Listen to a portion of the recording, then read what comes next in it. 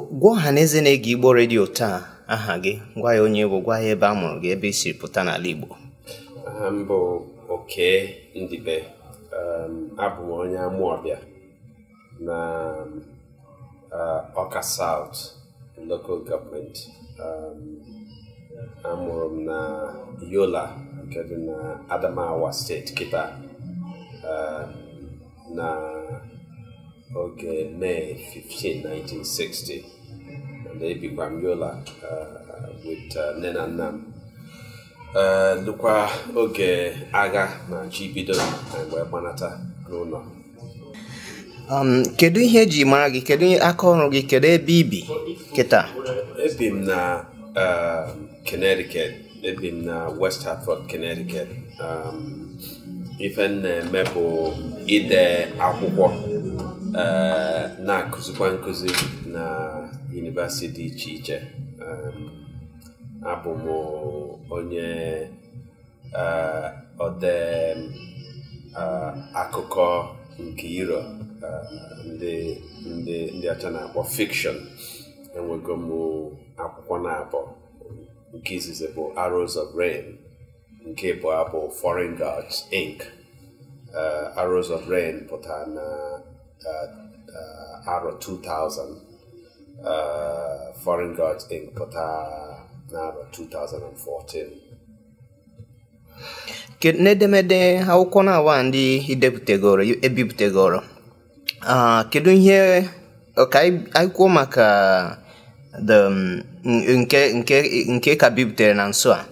Kedu ihe gbara ọkpụrụkpụ ị na-ekwu n'ime akwụkwọ a? Ka ihe na-achọ ịkọwara ọhaneze? Ihe na-akọwa na Foreign Gods Inc. bụ iro gbasalụ akụkọ gbasalụ onye Igbo afịa bụ Ikechukwu Ụzọndụ bịara na Amerịka wee gụọ akwụkwọ na nnukwu na akwụkwọ na-akpọ Amherst College, wee gụọ ife ndị obodo ebe na-akpọ economics, ihe gbasara otu esi edobe ego na mekwa ka ego na-amụtawanye ego. O wee bi obodo a gụchaa akwụkwọ wee na-atụ anya na ọ ga-enweta nnukwu ọlụ ga na-akwụ ezigbo ụgwọ ka ọ wee na-eneta nne ya anya, maka nne ya arapụgo, na-enetakwa nwanne ya nwaanyị na di ya anya maka aka esiri ofe ike fanọ n'ụlọ na Nigeria. Mana ọfụfụ na ọ na-afịa arụ ya nwee inweta nyaba ọlụ, maka ebe o jee kwuo okwu ndị ọcha sị na ọnụ mmiri otu o si asụ oyibo na ndị ọcha ndị ọzọ na ndị ọzọ dịgasị iche iche ama nghọtasị ife ọ na-ekwu, nya ọpụta na fe nyere ya ọlụ.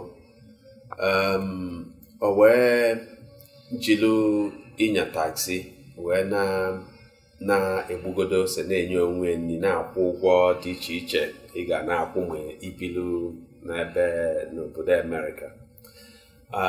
O wee luzie ofu mgbe wee gụọ ofu akwụkwọ ndị ọcha na-ebipụta, wee sị na o nwee ndị na-ele ngwaahịa, na-ele alụsị na ife ndị ọzọ apịgasịrị apị. Wee kwadozie wee sị na wee nwee ọnwụnwa dị iche iche, maka na o bidogo ife na-esili ya ike, o bido ṅụba mmanya dị egwu, bido tinyebe aka ya na ịchọ ego, ọcha gbute ọcha gbute. O wee lozie ka ya na lụọ ụlọ be ha, ka ya jezula alụsị, bụ alụsị na-edupu ndị obodo fa eje agha tupu mgbe a na-anụ agha, tupu ndị ọcha abịa na ana Igbo, ka a bịa jezu nyaba alụsị apịrị apị wee lesị ndị ọcha. O wee na-atụ uche na ya ga-enweta nnukwu ego. Ya akụkọ nkọzi bụ igosi otu o si wee na ụlọ, otu o si wee bulu nyaba alụsị, kwukwuo maka ife mezenụ ka o bunatazi nyaba alụsị na ala Amerịka.